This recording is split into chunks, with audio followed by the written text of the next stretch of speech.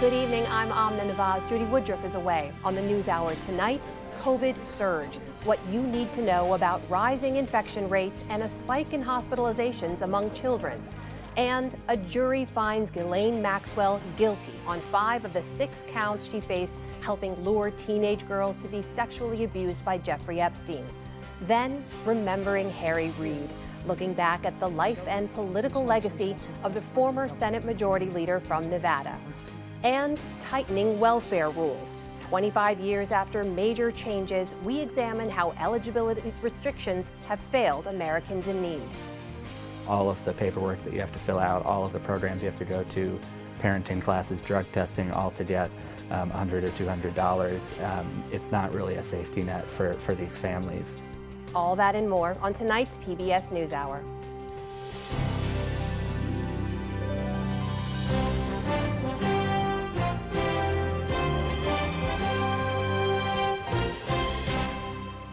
Major funding for the PBS NewsHour has been provided by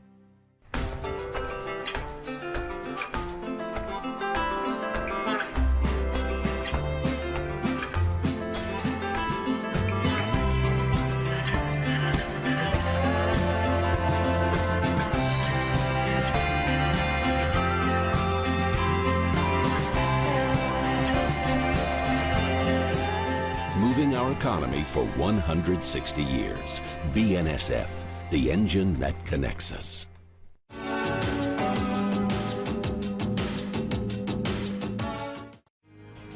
Consumer Cellular, Johnson & Johnson, financial services firm Raymond James. Supporting social entrepreneurs and their solutions to the world's most pressing problems. SkollFoundation.org. The Lemelson Foundation, committed to improving lives through invention in the U.S. and developing countries. On the web at lemelson.org. Supported by the John D. and Catherine T. MacArthur Foundation, committed to building a more just, verdant, and peaceful world. More information at macfound.org. And with the ongoing support of these institutions.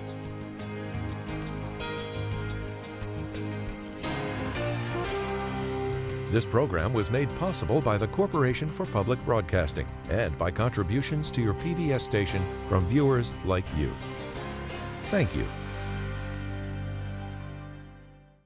Well, the World Health Organization is warning tonight of a global tsunami of COVID cases as the Omicron surge builds on the Delta wave. Here at home, new infections have hit a pandemic high, and today the effects were increasingly evident. Long lines at testing centers nationwide as COVID continues to swiftly spread across the country. And at least another 850 flights grounded globally today as airlines still grapple with staffing shortages. New infections in the U.S. topped 267,000 yesterday, the highest recorded since the pandemic began. Cases rose 60% over last week, with Delta and Omicron driving the surge. The CDC previously estimated Omicron accounted for 73% of new cases in the U.S. since December 18th, but yesterday revised that down 23%. That percentage, officials warn, will rise substantially. And though hospitalizations and deaths remain low, the risk of illness and system overloads remains. All indications point to a lesser severity of Omicron versus Delta. We should not become complacent since our hospital system could still be stressed in certain areas of the country. Today's news of record infections came just as the CDC issued new, shorter quarantines and masking rules this week for COVID positives and exposures. Rules met with mixed reviews from Americans. I'm feeling good about the new guidelines. It makes a lot of sense for the people who have taken those measures to protect themselves with multiple vaccinations and then a booster. I don't feel comfortable with that at all. People can say they don't have symptoms, and it's like, that's very variable. CDC Director Rochelle Walensky today defended the new rules. Let me make clear that we are standing on the shoulders of 2 years of science, 2 years of understanding transmissibility, and more that we continue to learn every single day about Omicron.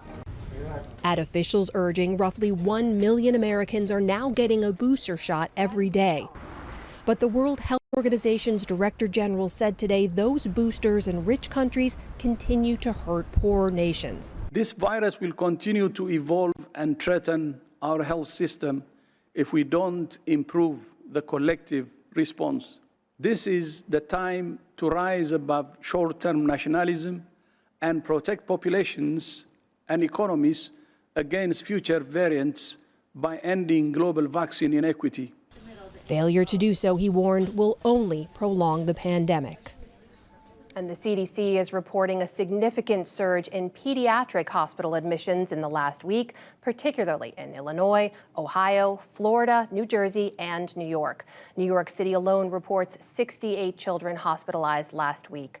Dr. Anthony Weiner is chief of the Pediatric Emergency Department and director of the Division of Pediatric Medicine at Hassenfeld Children's Hospital at NYU Langone Health. And he joins us now. Dr. Weiner, welcome to the News Hour. Thank you for the time. So you have seen a big jump in New York in those pediatric admissions. I know you've spent time in that emergency department recently. So just tell us about what you're seeing there, what that surge looks like. Sure. Well, I mean, we're seeing a tremendous increase in volume in the emergency department, specifically amongst pediatric patients. You know, as we just heard on the last segment, there were over 250,000 new cases in the United States yesterday. It's really all about the really tremendous increased community prevalence of disease, increased community burden, leading to a greater number of patients with medical conditions and presenting to the emergency departments. Dr. Weiner, tell me about the children that you have been admitting. Are they younger? Are they older, unvaccinated, vaccinated? What's the sort of demographic profile? Sure. Well, I mean, most of the serious conditions continue to revolve around respiratory conditions and complications. So that means that, you know, people are having difficulty breathing or shortness of breath and require oxygen and other support. This is really true across multiple age groups within pediatrics, which is actually really different than what we had been seeing in prior parts of the pandemic. And it's really having to do more than anything else with community burden rather than with some severity of the strain itself.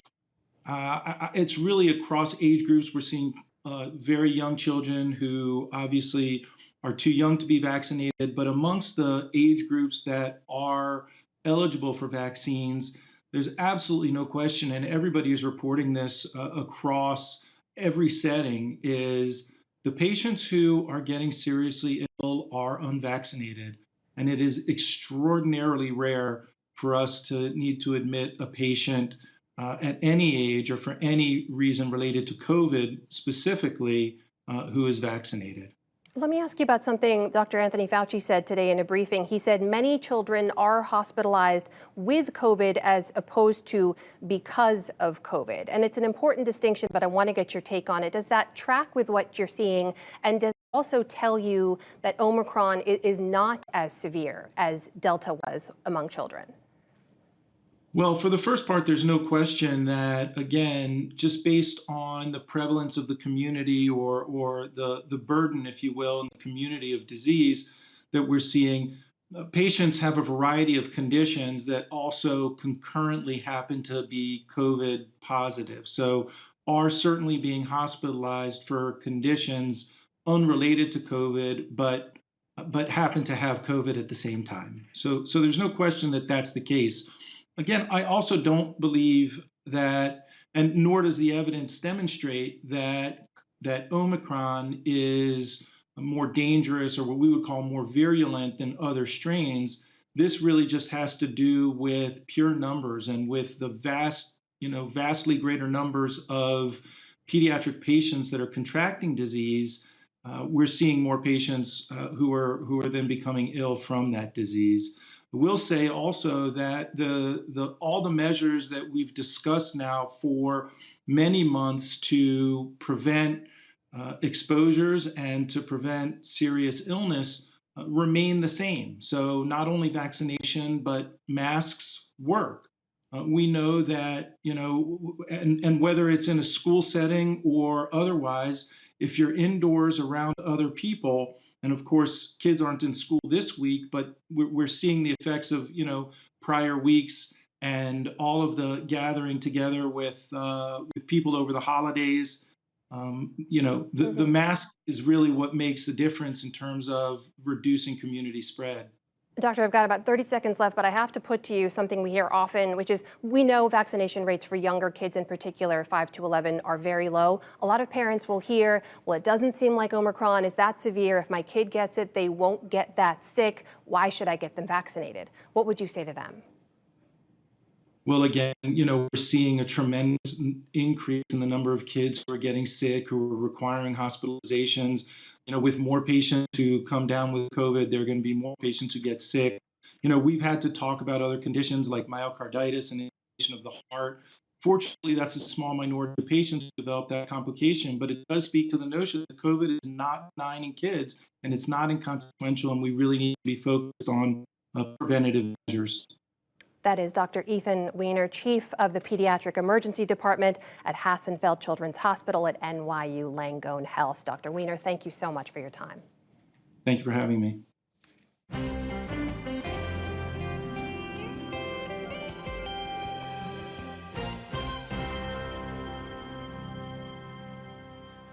In the day's other news, British socialite Ghislaine Maxwell was convicted of luring teenage girls into sexual abuse by the late Jeffrey Epstein. A federal jury in New York found her guilty on 5 of 6 counts after deliberating for 5 full days. Maxwell showed little reaction as the verdict was read. We'll have much more on this later in the program. The U.S. and Russia today announced that Presidents Biden and Putin plan to speak by phone again tomorrow. That comes amid high tensions over the Russian troop buildup on Ukraine's border. Moscow is also demanding security guarantees in Eastern Europe. In a call earlier this month, Mr. Biden warned of strong economic penalties if Russia invades Ukraine. Russian authorities have shut down a second major human rights group in as many days. A Moscow city court today ordered the Memorial Human Rights Center to close, but group leaders rejected the charge that they acted as foreign agents. We've been saying from the start that the foreign agent law, and I'm doing the air quotes, is not lawful because it was designed with the aim of strangling civil society. Today we received more proof of that. The court essentially validated our efforts. Just yesterday, the Russian Supreme Court cited the same law in closing a sister organization, Memorial International. In the Middle East, meanwhile, shooting broke out today between Israeli forces and Palestinian militants along the Gaza border for the first time in months.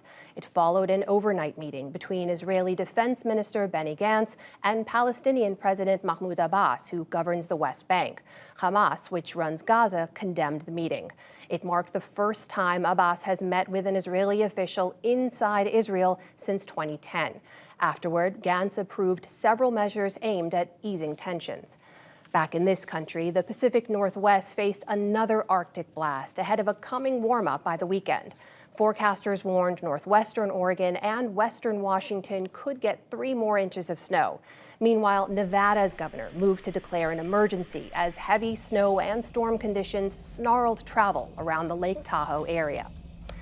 A federal bankruptcy court has blocked opioid lawsuits from proceeding against Purdue Pharma and its owners, the Sackler family, at least until February 1st. That is to give the various parties time to negotiate a new settlement.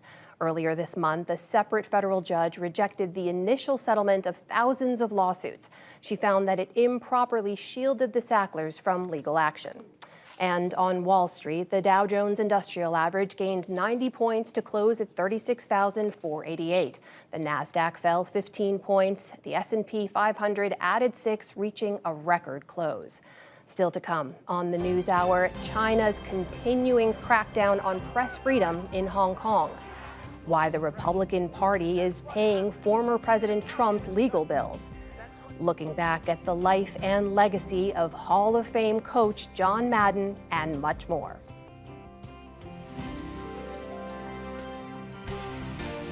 This is the PBS NewsHour from WETA Studios in Washington and in the West from the Walter Cronkite School of Journalism at Arizona State University. As we reported, there was a partial reckoning in federal court this evening in the sexual abuse case of the late Jeffrey Epstein. His former girlfriend and companion, Ghislaine Maxwell, was convicted on 5 of 6 counts, including sex trafficking of teenage girls. Maxwell was accused of luring girls for Epstein and participating in some of the abuse between 1994 and 2004. Epstein died by suicide in 2019 before he could be tried. Moira Penza is a former assistant U.S. attorney who led the prosecution that resulted in the 2019 sex trafficking conviction of the NXIVM cult leader, Keith Rainier. She's now a partner at the firm Wilkinson Steckloff. She joins us now. Moira Penza, welcome to the NewsHour. Thanks for being here. So Maxwell found guilty on 5 of those 6 counts that jurors were considering. What does this tell us about how those jurors saw her role in the abuse that Jeffrey Epstein perpetrated? Good evening, Amna. Thank you so much for having me.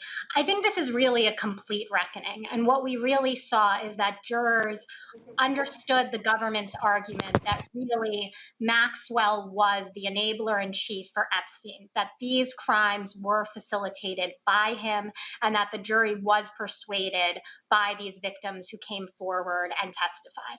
What about this one count, people will ask, on which she was acquitted, enticing a minor to travel to engage in illegal sex acts? What should we understand about that?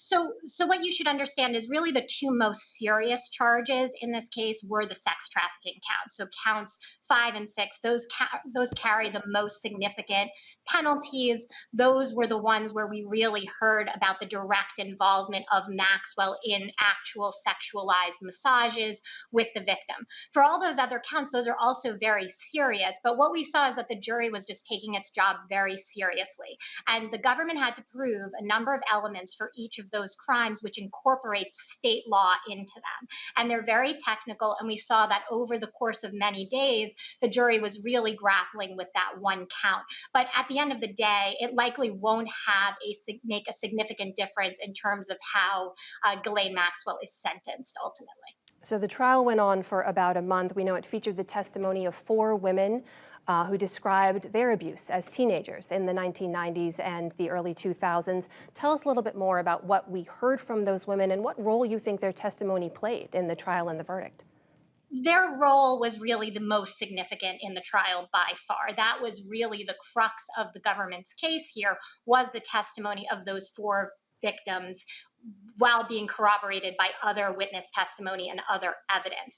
And what we saw is witness after witness, victim after victim, explaining how Maxwell recruited them when they were underage and how she participated in the normalizing of this sexual misconduct, of this abuse, and ultimately participated in the commercial sex aspect of this. So actually facilitating the payment in exchange for this sexual abuse. And so we saw that throughout, and we really saw a focus on what Maxwell's specific role was in the recruitment and then even in the actual sex acts, massaging one of the underage minors, massaging her breasts, actually participating in the sex acts. What about Maxwell's attorneys? I mean, for anyone not following along with the trial, what was at the heart of their defense? Maxwell had a very sophisticated defense team. And what we saw is that they took a multi-factored approach to defending this case. They were really trying to attack the credibility of the witnesses. They brought an expert on false memories. They tried to show that these victims were biased because Epstein had died and because they were looking at Maxwell really as the scapegoat now that they could not get justice against Epstein. But ultimately, I think we have seen in case after case this strategy of really attacking the victims backfiring. And so while there were some victims where the defense tried to soften that a bit, tried to make it more about memory lapses, when you have those attacks on sexual abuse victims, especially ones who were minors, I think we've seen that really is not persuasive to a jury. And finally, what's ahead for Ghislaine Maxwell? What kind of penalty could she face being found guilty on 5 of those 6 counts? She's facing decades in prison. I think that the most that will be up to Judge Nathan. I think there's a strong likelihood that she would get a sentence in the range of 20 or so years in prison at least. And so given her age, there really is a possibility she could spend the rest of her life in prison. That is Moira Penza, former assistant U.S. attorney, now with the firm Wilkinson Steckloff. Moira, thank you so much for your time. Thank you for having me.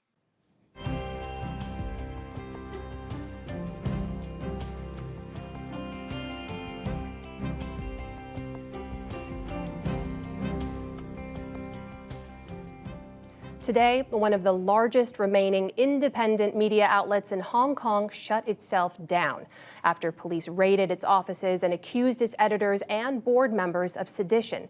It's the latest muzzling of Hong Kong media since Beijing passed a national security law in 2020.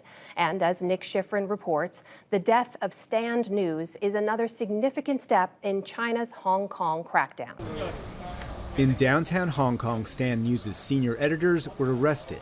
Boxes of computers and materials confiscated. And the journalists who jostled with police one step closer to being silenced. 200 officers raided Stand News' offices, seen here back in June, one of Hong Kong's few surviving independent media outlets. Their crime, quote, inciting dissatisfaction and contempt for Hong Kong's government, said the head of the police's National Security Department, Steve Lee. Don't be biased. Don't be biased. You know well how to report, how to be a responsible reporter, how to make a non-biased report to your readers. Deputy editor Ronson Chan visited his offices after the raid and stood by Stand's journalism. Stand News has been doing professional reporting. There's no doubt about it. The whole world sees it. But the world has also seen Hong Kong target that professional reporting. The largest independent media outlet, Apple Daily, shut itself down this August after a plainclothes police raid last August, and media tycoon Jimmy Lai was frog-marched out of his own newsroom. This week, authorities added a, quote, seditious publications accusation to Lai's already lengthy charge sheet. Also arrested today, Stand News board members, former Democratic legislator Margaret Ng and Denise Ho, who became a pro-democracy activist as part of the 2014 and 2019 protest movements, even though she was one of Hong Kong's biggest pop stars. We interviewed her in 2019. How does a singer become an activist? When there are these youngsters going onto the streets, safeguarding the city and giving up their futures for it. Back then, Ho was in Washington, D.C. with Nathan Law, the youngest ever Hong Kong pro-democracy legislator, disqualified by Beijing. He was forced into exile to the UK, where we spoke by Skype today. For those people who are not listening to state media, government propaganda, Stand News is their most credible source of information. But for now, it's all gone. Is it the last credible source of information that existed in Hong Kong? Our freedom movement, our democratic movement, a large part of it relies on, for us, we have access to truth. We have access to different narrative compared to the one the government is providing to us. And it's really difficult for us to find a really credible and well-read news media outlet for now. Every part of their movement is being dismantled. This month, Hong Kong held elections with new rules to ensure only pro-Beijing patriots could compete. And over the last 18 months, thousands of pro-democracy activists and officials have been arrested, many without any notice, including today. I think many of us are unable to imagine the life of worrying that on every single morning, 6 a.m., there would be a group of police knocking your door and you will be taken away. Possibly you stay in prison for years before you can come back to your home. The legal system of Hong Kong is just being manipulated, being weaponized, and it's just serving for the government, not for the people. What Beijing would say, what Hong Kong authorities would say, is that the steps they've taken under the national security law has brought peace to Hong Kong, has reduced the amount of violence, especially associated with the protests from 2019 and 2020. What's your response to that? Most of the violence were coming from the police itself, and none of these police are being held accountable. The fact that Hong Kong people are not as vocal as before, not because they are satisfied, but because their rights are being deprived. If I ask you this next question and you were in Hong Kong and you answered, you'd be breaking the law, but because you're in the UK, you can answer it. What do you think the West should be doing right now? The West has to step up I think the 2019 protest movement really awakened the whole world with growing awareness of the genocide behavior in Xinjiang, the human rights violation in Hong Kong, and the military intimidation to Taiwan. We are moving towards a much more assertive policy towards their growing aggression. But at least publicly, that assertive policy has not produced any results, has not actually changed Chinese behavior. What we're lacking is a much more coordinated pushback, and also democratic countries using multilateral and different mechanisms to work together. And I think this is how we can genuinely hold China accountable for human rights violation. And I hope that we are stepping towards that direction. Nathan Law, thank you very much. Thank you so much, Nick.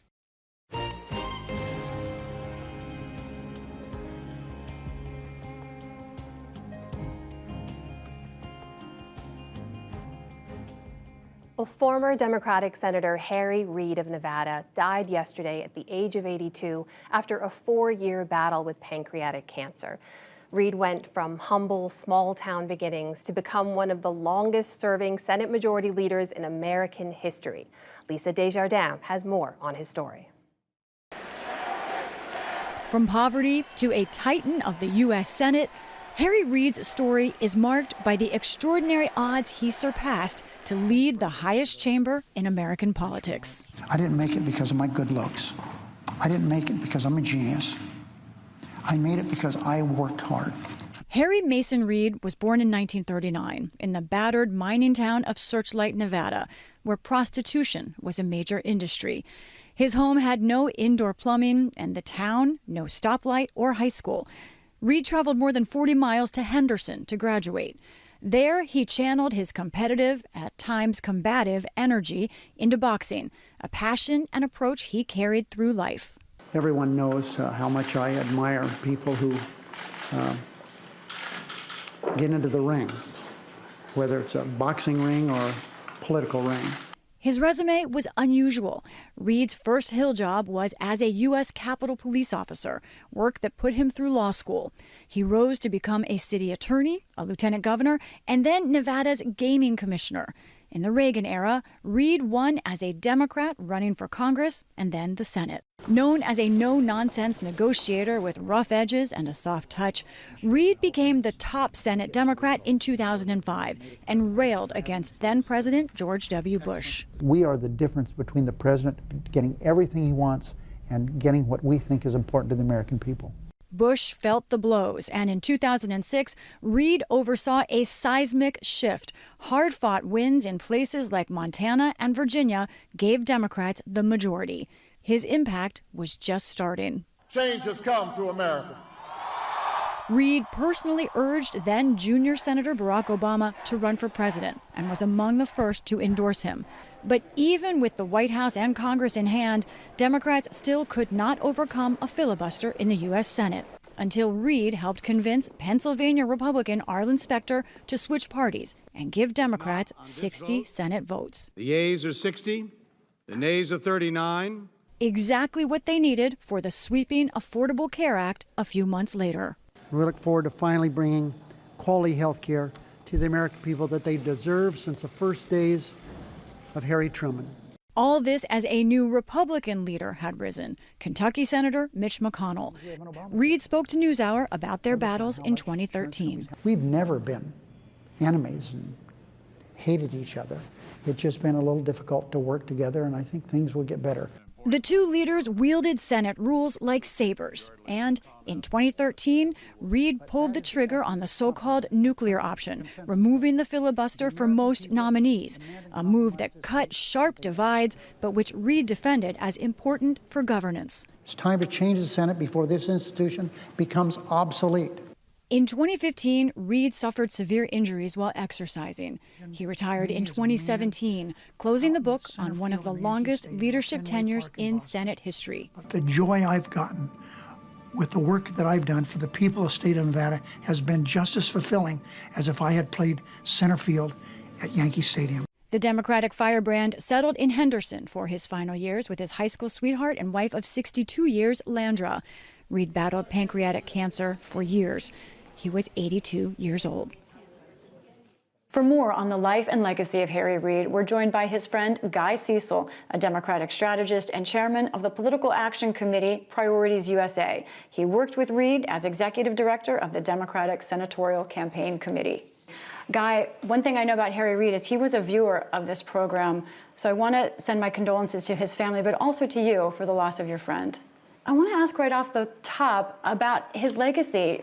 Former President Obama revealed what he wrote Harry Reid in his last letter to him today. And he wrote, quote, "I wouldn't have been president had it not been for your encouragement and support." What is Reid's political legacy? Well, I think Senator Reid had a chance to work with two history-making leaders, the first Black president of the United States and the first woman Speaker of the House. And a lot of times his legacy gets overshadowed. The reality is that Senator Reid, as President Obama correctly stated, helped pass Wall Street reform and the stimulus bill and the Affordable Care Act.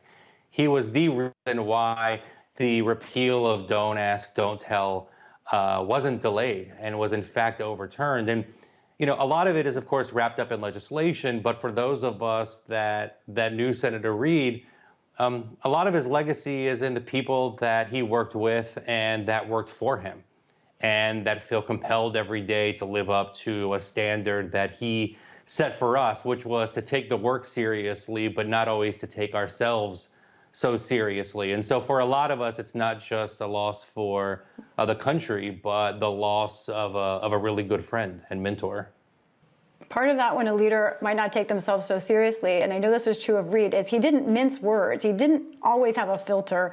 I know he referred to President-elect Trump, for example, as a sexual predator who lost the popular vote. A lot of Democrats liked him saying that, but sometimes his words worked against him. For example, when he was praising politically the candidate Barack Obama as someone with light skin who didn't have a Negro accent.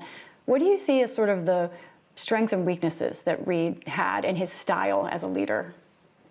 Well, I think it's the same thing that then candidate Obama recognized, which was that despite misspeaking, he knew the heart of Harry Reid. The best thing about Harry Reid was sometimes the thing that drove the people that worked for him a little bit crazy. He was the same behind the podium of a debate as he was in the Oval Office of the White House, as he was in private meetings or with friends and family.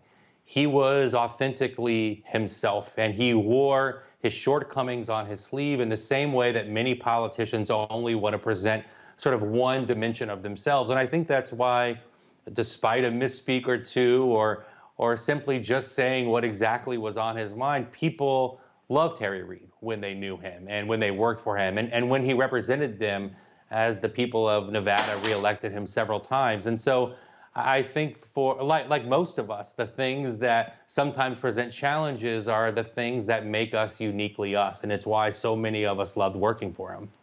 He's such a fascinating character, I think, in our political history. Mormon, pro-gun rights, sometimes pro-life in some ways, also could be on the liberal side of some issues.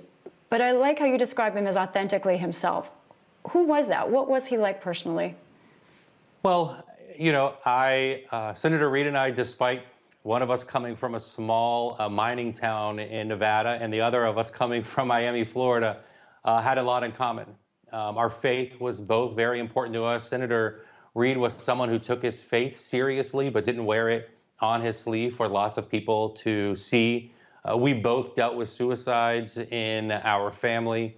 And despite the fact that he is correctly and occasionally identified as being tough and a fighter and brusque, he also was someone that cared about people. I had the fortune of having him give a toast at my wedding. And for those that know Senator Reid, they know that he didn't attend a lot of events, political or social. He did his work in D.C., and then he went home to his wife. He was just an innately decent person that cared about the people that he worked with and that wanted the very best for him, and is someone that I'm gonna miss a lot.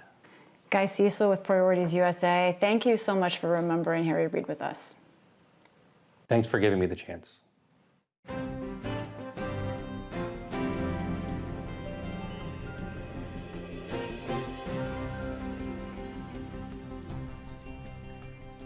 Well, this year marks the 25th anniversary of a federal program that provides direct cash assistance to the poor, known as TANF. As Stephanie Sy reports, an investigation by ProPublica looks at just how much the program has actually helped families in need. In 1996, President Bill Clinton created TANF as part of welfare reform. The federal government provides grants to states that have discretion for how to use and distribute the funds. For the past 6 months, ProPublica has been speaking with dozens of women, mostly single mothers in the Southwest, who turned to their state governments for financial assistance and found the process extremely onerous. Advocates have been arguing that today's version of TANF hasn't kept up with demand. ProPublica's Eli Hager has been investigating the state of TANF and joins us now. Eli, thank you so much for being on the NewsHour. Why did you focus on the Southwest, and what were sort of the major takeaways in your reporting? We focused on the Southwest for a few reasons. One is that it's the most rapidly changing part of the country right now. The cost of living has just been skyrocketing across the region, and so a lot of single mothers with children have been struggling to make ends meet in terms of paying increasing rent and affording the things they need to raise a child. And so therefore the state of the cash assistance program here was something that we really wanted to focus on. So basically you have 50 different processes for people applying for public assistance. Right. When welfare reform was passed, a number of folks in Congress pointed out that it was essentially a massive experiment on poor people in this country because it was allowing each state to operate its anti-poverty program however it wanted.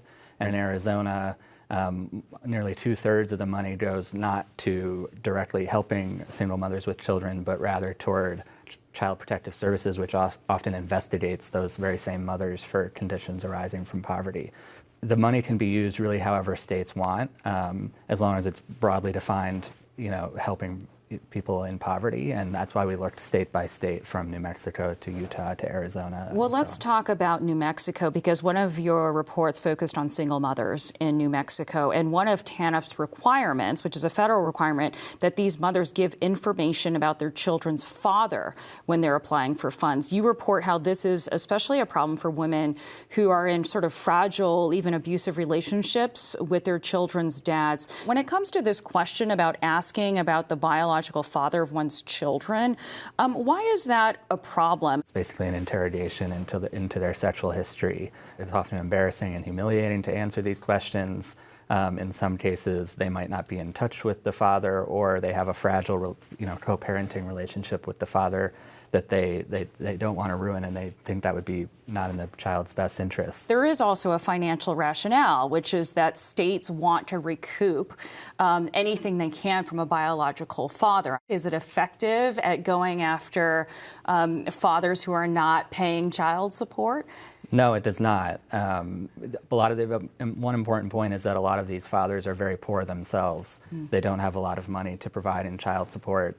They pay back very little to the government. Another of your reports, Eli, looked at an interesting dynamic in the state of Utah, where the Church of Jesus Christ of Latter-day Saints plays an outsized role in filling that gap left between government assistance and people in need. What does a religious organization, the LDS Church, have to do with TANF, which is a federal public assistance program? The way that it works is the state of Utah actually takes credit for the charitable work of the LDS Church, and the LDS Church does a lot of charitable work. It counts it as the state's welfare spending, and that has allowed the state of Utah to get out of spending $75 million that it would have otherwise been required to under federal law. But does that mean that people that apply for TANF state assistance funds are actually going through the church's own requirements? And are those religious requirements that can discriminate based on religion?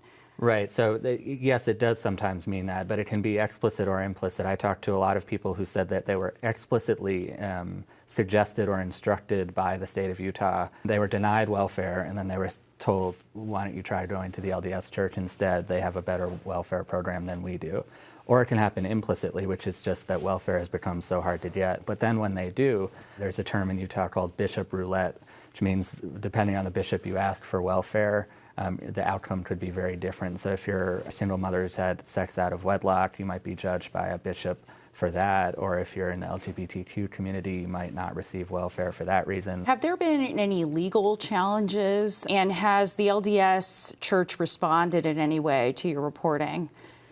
To my knowledge, there have been no legal challenges. And to your other question, yes, the church has responded. They point out that millions of people across the state, the country, and the world have benefited from the LDS Church's charitable efforts, first of all, and that secondly, the church shouldn't be confused with a government agency. After all of your reporting on these experiences, what's the big takeaway and the lessons from TANF, its legacy, and its future? Well, I think the big question now is, has TANF failed? A lot of single mothers just choose not to apply anymore because all of the paperwork that you have to fill out, all of the programs you have to go to, parenting classes, drug testing, all to get $100 or $200. It's not really a safety net for these families. And so the question now before Congress is whether there needs to be a new kind of safety net for this century. The series of reports is available on ProPublica's website. Eli Hager with ProPublica's new Southwest Bureau. Welcome to Phoenix, and thank you so much for joining us. Thank you for having me.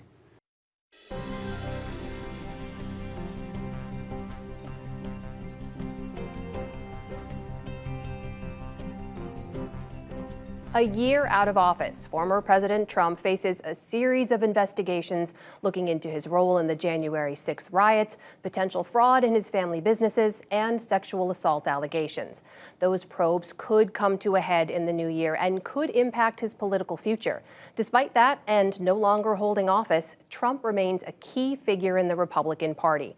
Joining us to discuss Trump's legal battles and his influence on the GOP is David Fahrenthold, who covers the Trump family and their businesses for The Washington Post. David, welcome back to the NewsHour. Always good to have you here. Let's start in New York with those two parallel probes, a civil one and a criminal one, looking into the Trump businesses. The civil probe is by the New York Attorney General Letitia James, the criminal one by James and the Manhattan District Attorney Cyrus Vance. Your reporting has found that Mr. Trump's legal bills, up to the tune of $1.6 million, are being paid for by the Republican Party. Is there precedent for that? And what did they tell you about why they're doing that? There's no precedent for this. Just sort of step back and explain why there's no precedent. Former President Trump is not a Republican candidate. He's not a Republican office holder. And the investigations he's facing have nothing to do with his time in office. They all predate.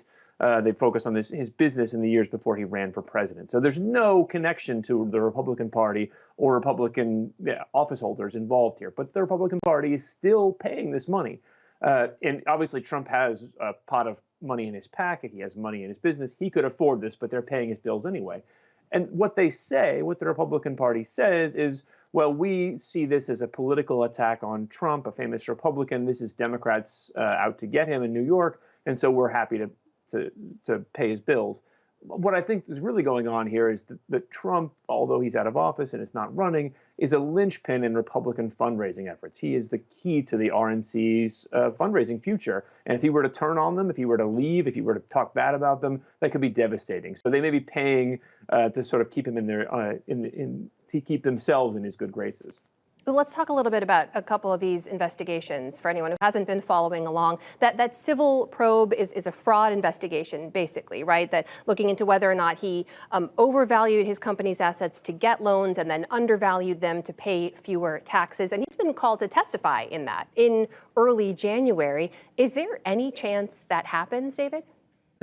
There is a chance it happens. I don't think it will happen in a few days on January 6th.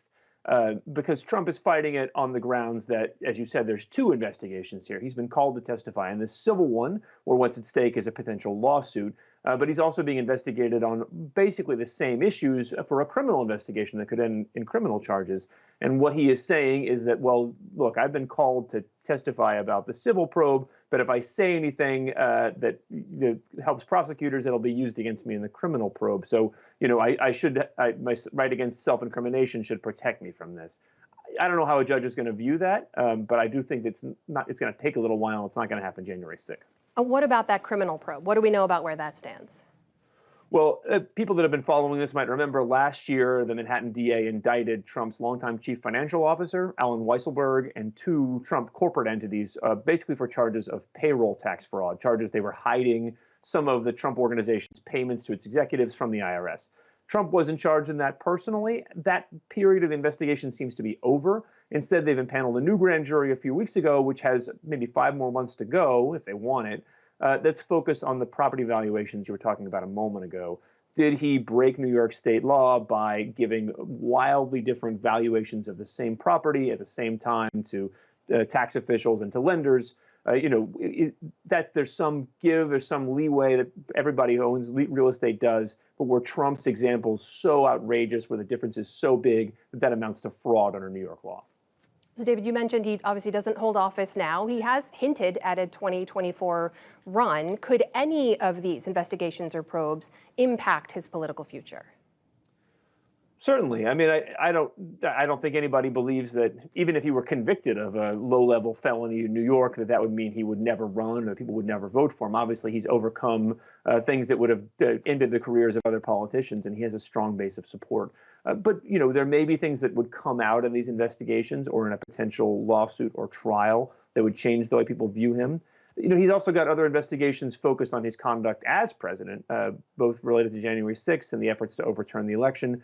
Those could also damage his political reputation. But I think we watched Trump's career long enough to know that it's really hard to predict how damaging information about Trump, even true revelations about what he did, will affect how people vote, consider him and vote for him. David Fahrenthold always has the must-reads in the Washington Post. We're going to continue to follow your work and these stories. Thank you so much for being with us tonight. Thank you.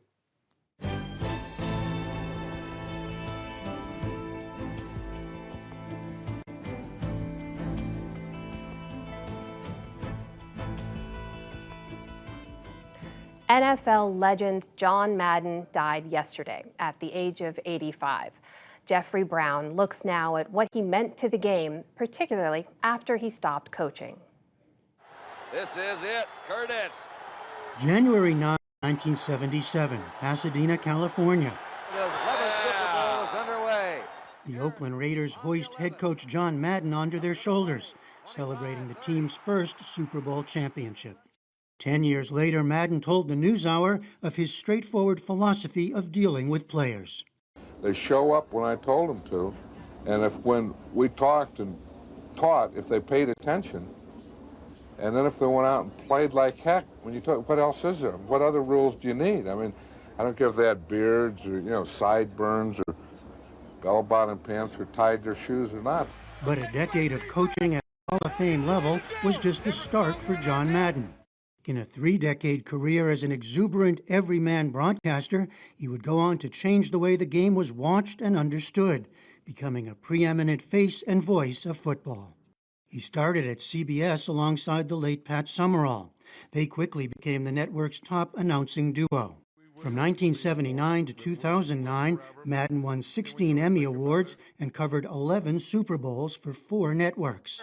Here's a corner, safety corner. He broke down complicated plays using his Telestrator video chalkboard and entertained millions with his signature sound effects. And boom, the ball's there. He gets walls. Boom, stay on your feet. Boom.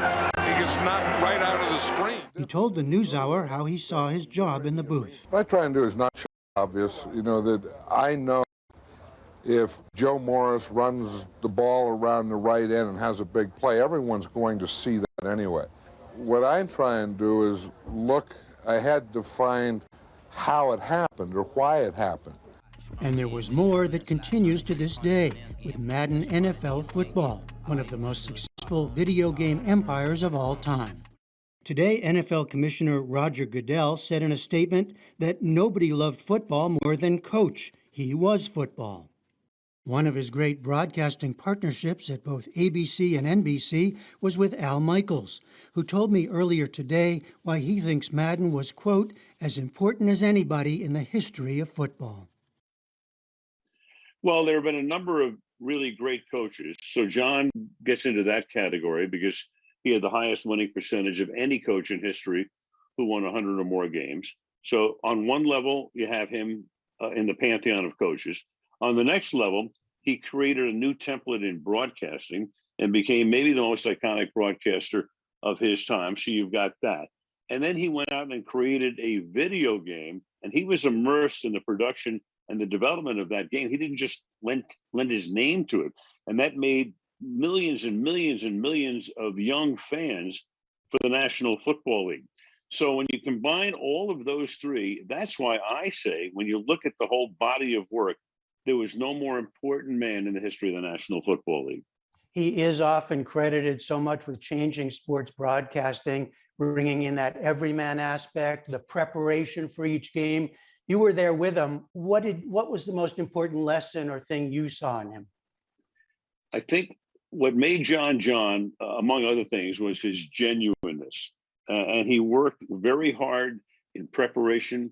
He already knew a ton going in, and then he would immerse himself to the nth degree and get into the forensics of everything. And I think one of the things with John is he would take things that were seemingly complicated and make them simple and relevant and accessible to the audience. So when you hear a broadcaster talk about a 3 technique, only a football coach or a football player or somebody totally immersed in the game would know what that is. John would never use phrases like that. He'd explain what that was, and then he had a lot of fun doing it. And with the telestrator and the buckets of Gatorade dumped on coaches and telestrating what took place right there, John was the whole package. He's one of those people, so many millions in the culture feel like we know him personally, but you really did. What was he like personally? Was the person we saw on TV, was that really him? Exactly, Jeffrey, that was him.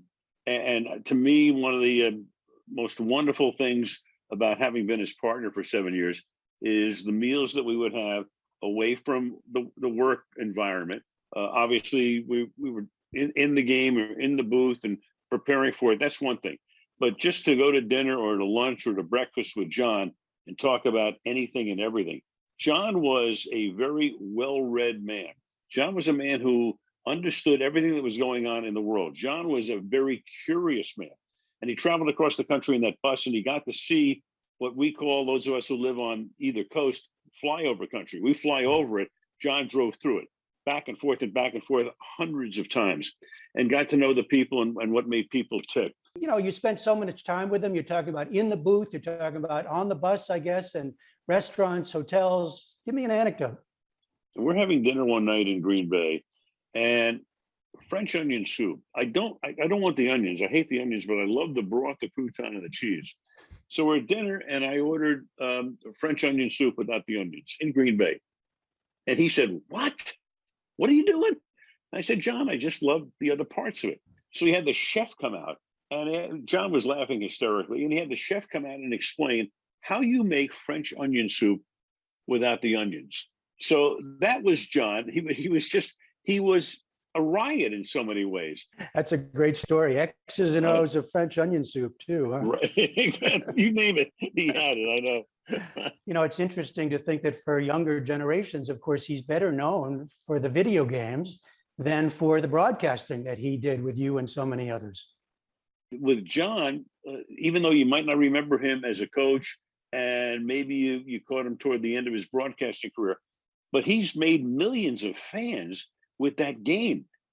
People, everybody, every kid I knew through the years, and even to this day, they play Madden. They've learned football through the Madden game, and that's made the NFL millions and millions more fans. All right, Al Michaels on the life and legacy of the great John Madden. Thank you very much. Thank you, Jeffrey. A man who clearly loved the game and made us love it too. Our thoughts are with his friends and family. Meanwhile, on the NewsHour Online, the tight-knit Hmong American community's annual New Year's celebrations were put on hold last year due to the pandemic, but they are back on this year, even as COVID cases are spiking nationwide. Read more on why this gathering is so significant to the Hmong community. That's on our website, pbs.org/newshour. And that is the NewsHour for tonight. I'm Amna Nawaz. Join us again here tomorrow evening. For all of us here at the PBS NewsHour, thank you for joining us. Please stay safe, and we'll see you soon. Major funding for the PBS NewsHour has been provided by For 25 years, Consumer Cellular's goal has been to provide wireless service that helps people communicate and connect. We offer a variety of no-contract plans, and our U.S.-based customer service team can help find one that fits you. To learn more, visit consumercellular.tv.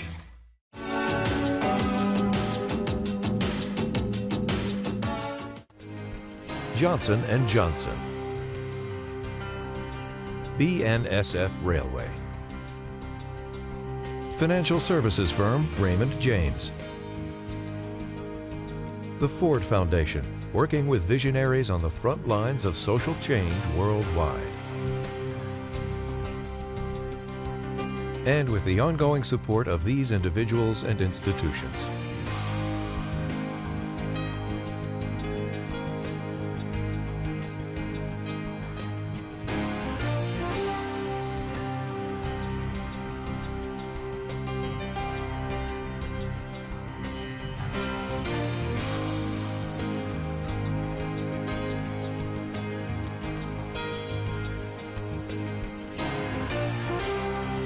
This program was made possible by the Corporation for Public Broadcasting and by contributions to your PBS station from viewers like you. Thank you.